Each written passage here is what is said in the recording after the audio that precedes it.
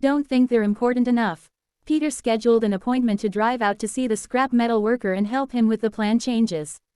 When he pulled up to the house, his jaw dropped. The front door was covered in cobwebs and had not been opened in months. He drove around to the back, where a 34-year-old man opened the door. The living room was full of bugs, and he could see straight through to the roof. The entire ceiling had been ripped out. The client made a feeble gesture to some folding chairs, and Peter began working through the client's plan changes. Feeling sympathy for the client, who seemed like an earnest, hard-working blue-collar man, Peter made a generous offer. "While I'm here, why don't you tell me a bit about yourself and I'll see if there's anything else I can help you with." The client mentioned a love of cars, and walked him around back to a dingy shed. Peter braced himself for another depressing display of poverty, envisioning a pile of rusted metal. When Peter stepped inside the shed, he gasped.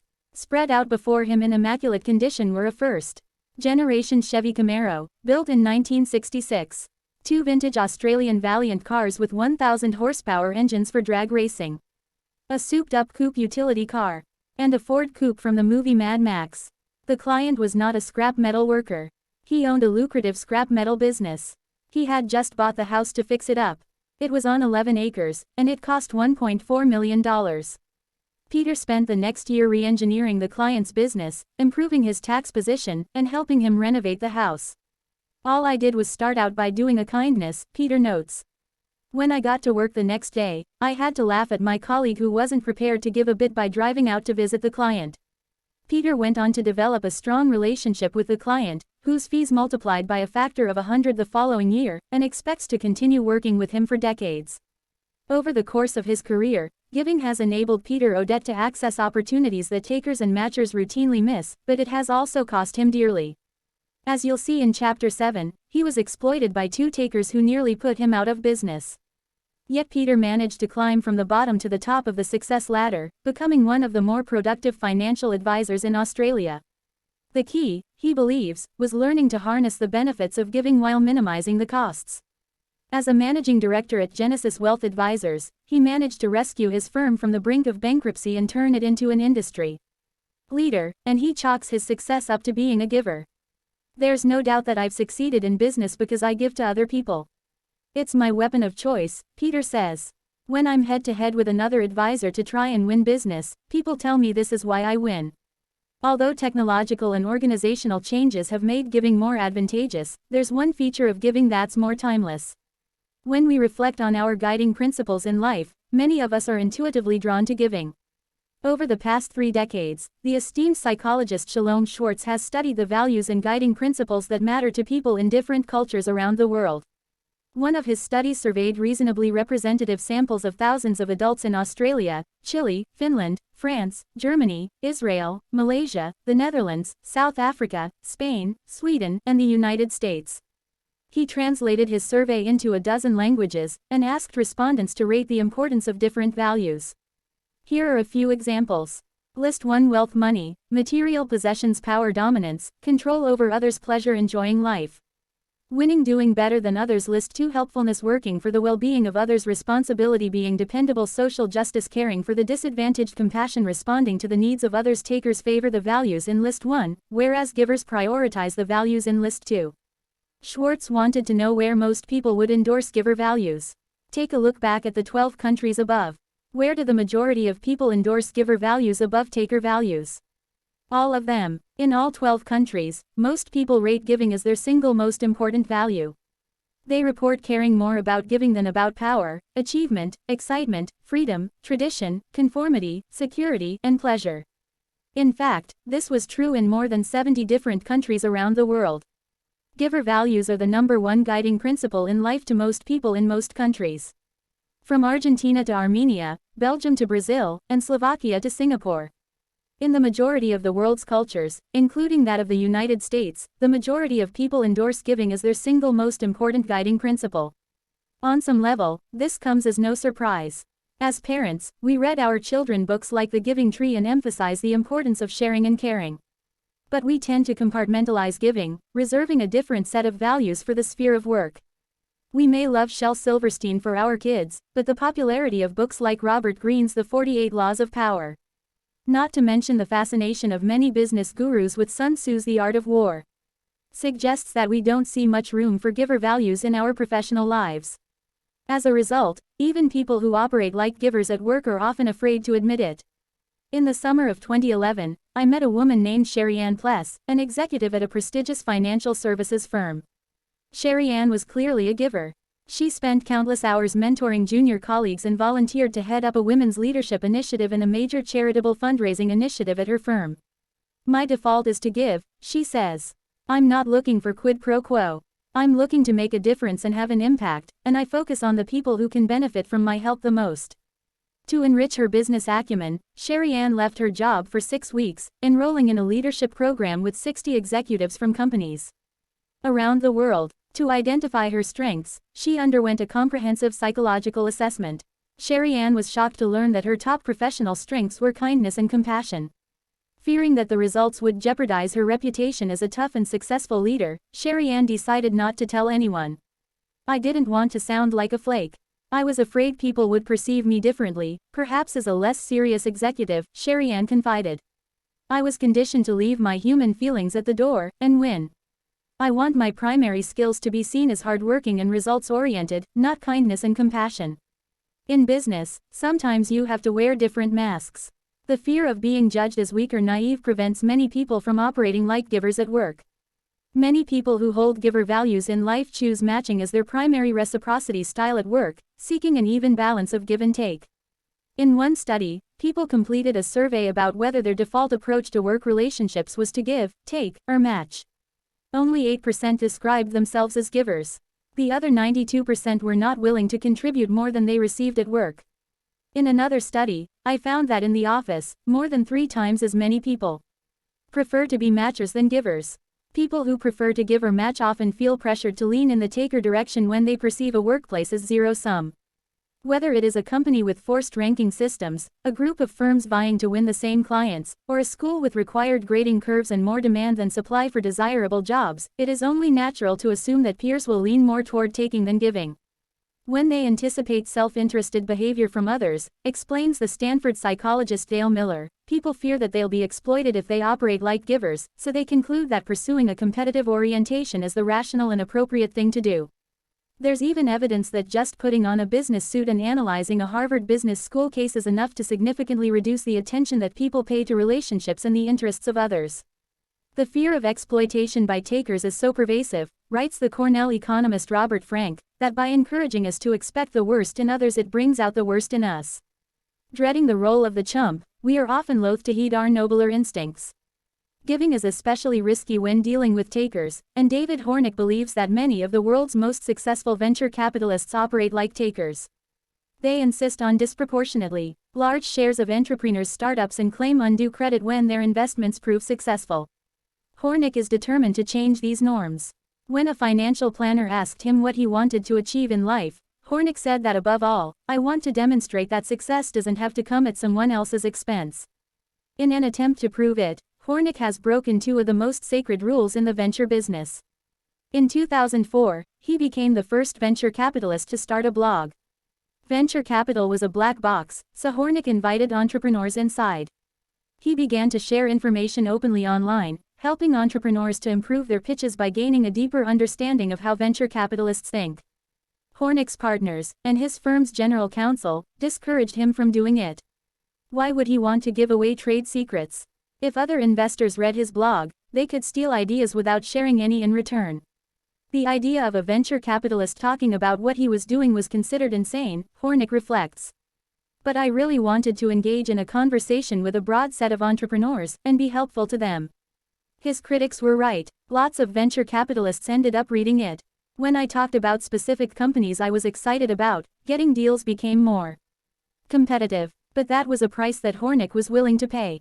My focus was entirely on creating value for entrepreneurs, he says, and he has maintained the blog for the past 8 years. Hornick's second unconventional move was ignited by his frustration with dull speakers at conferences. Back in college, he had teamed up with a professor to run a speakers bureau so he could invite interesting people to campus. The lineup included the inventor of the game Dungeons & Dragons, the world yo-yo champion, and the animator who created the Wile E. Coyote and Road Runner cartoon characters for Warner Brothers.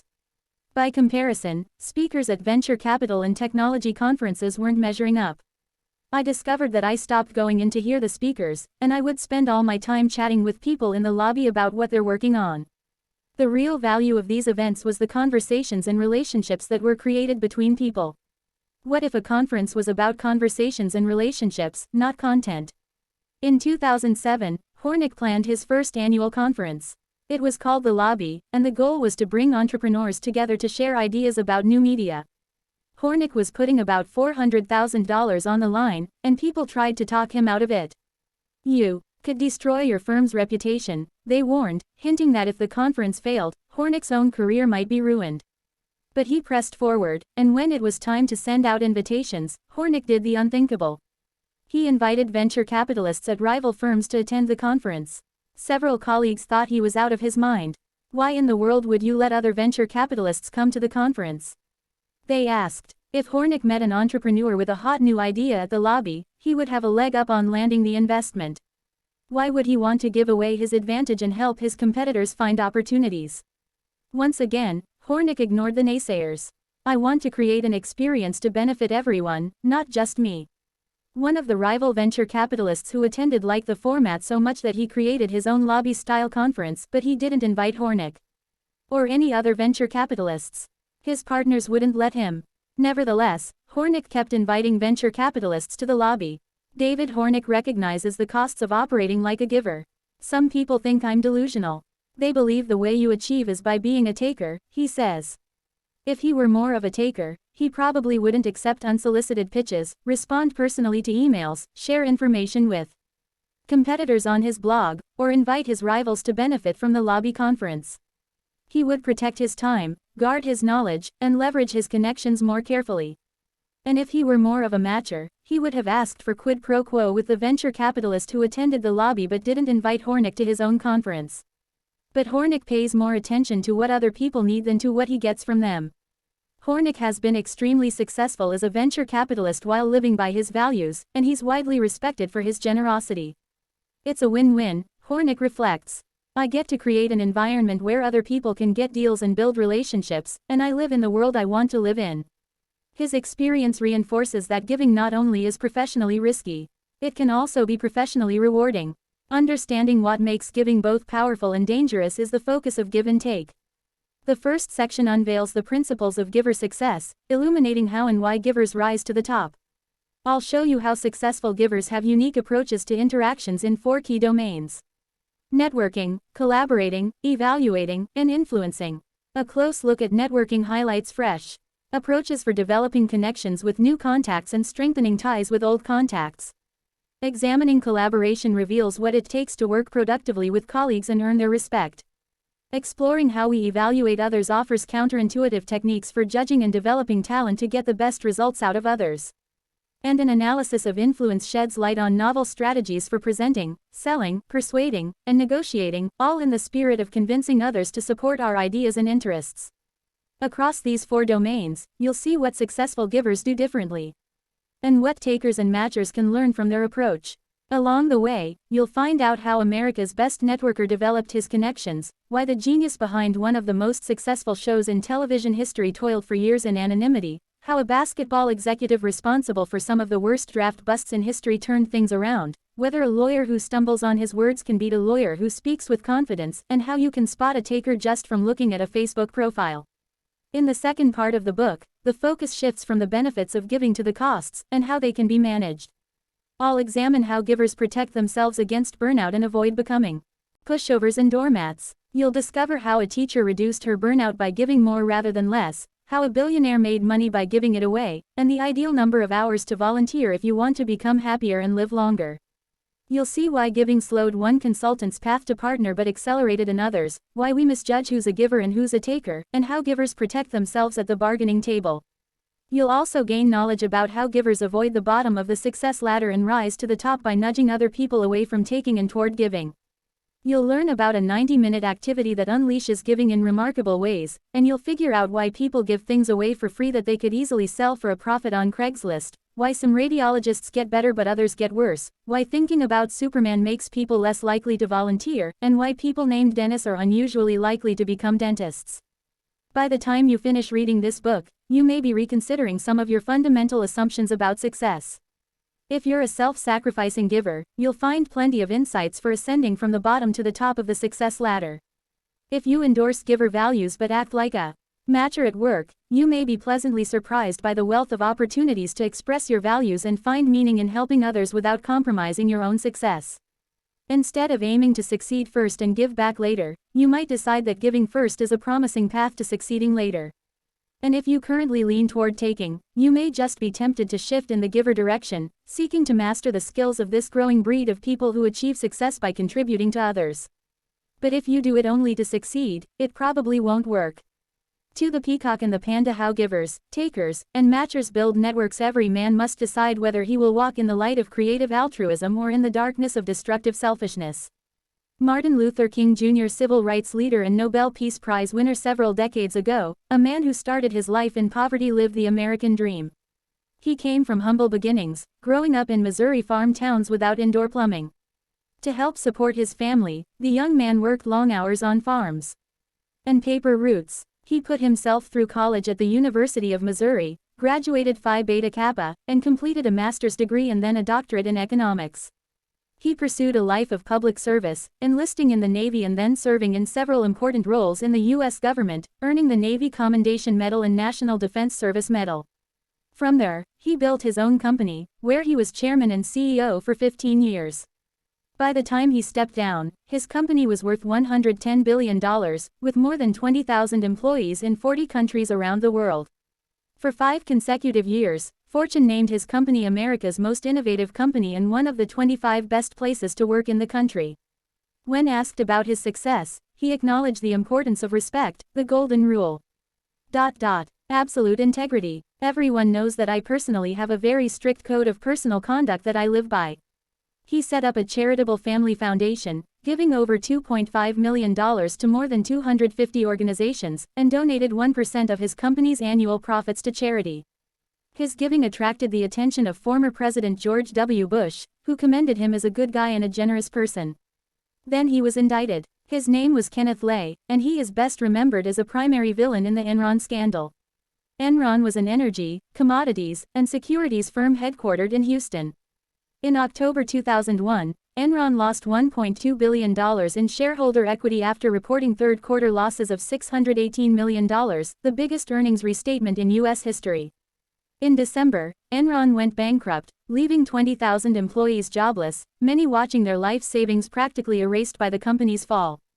Investigators found that Enron had deceived investors by reporting false profits and hiding debts of more than $1 billion, manipulated energy and power markets in California and Texas, and won international contracts by giving illegal bribes to foreign governments.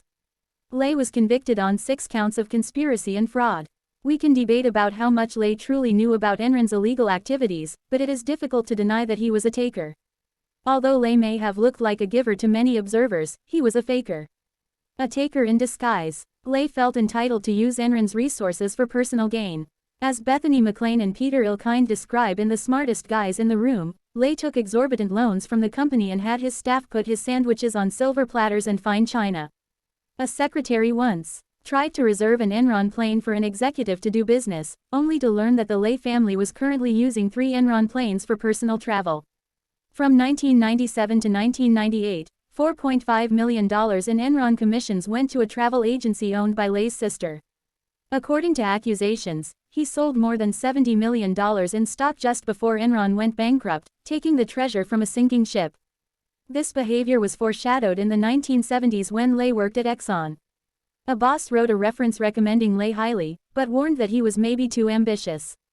Observers now believe that as early as 1987, at Enron Oil, Lay approved and helped to conceal the activities of 2 traders who set up fake companies and stole $3.8 million while allowing Enron to avoid massive trading losses. When the losses were discovered, Enron Oil had to report an $85 million hit, and Lay denied knowledge and responsibility. If anyone could say that I knew, let them stand up. According to McLean and Ilkind, one trader started to stand up but was physically restrained by 2 colleagues. How did a taker end up becoming so successful? He knew somebody. In fact, he knew a whole lot of somebodies. Ken Lay profited greatly from claiming his company's financial resources as his own, but much of his success in growing that company